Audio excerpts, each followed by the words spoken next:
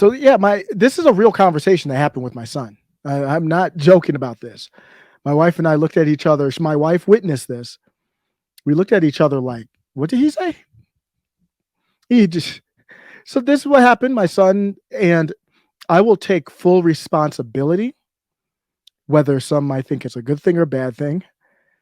My children have listened to so much over the last 2 years. They have listened to so much Eric July, Comic Dave Smith, Michael Malice, Tim Pool, like anything I listen to. Now it's getting a little tough now because my oldest is now 5. My youngest is 2.5. So the swearing is like, "Daddy, what did he say?" No, my brother would say that. Like, "What did he say?" He doesn't know their names, but when they say certain things, you're like, "Did he say Martin Luther King Jr.?" Because he just talked about it in school. Or did he say vaccine? You're like, "What did they say? What are you talking about?" I do to do these videos, I do a lot of voice to text just to make my notes. Because if I don't do voice to text when it hits me, then by the time I do the video, I don't even remember what I thought. So I'm doing voice to text and I'm trying to be quiet so my son can't hear me. Because I'm talking about Fauci or whatever. But he's like, "Dave, what did you say? Did you say ouchie?" Oh man. But my 5-year-old the other day, this is I think it was right before dinner.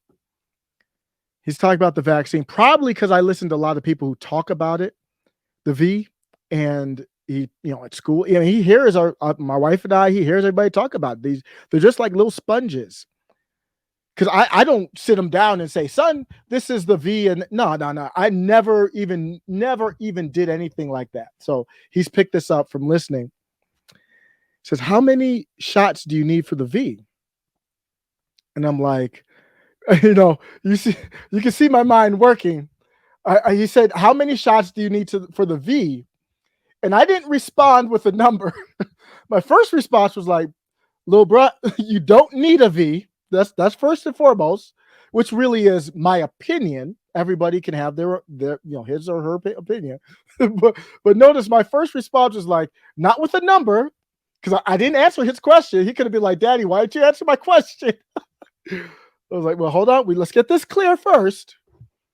I didn't get into the whole "mommy and daddy don't think you need a V, so don't worry about it." But I said, "Hey, number one, you don't need it. Let's get that straight." And I was like, "But some people in the world have taken 4."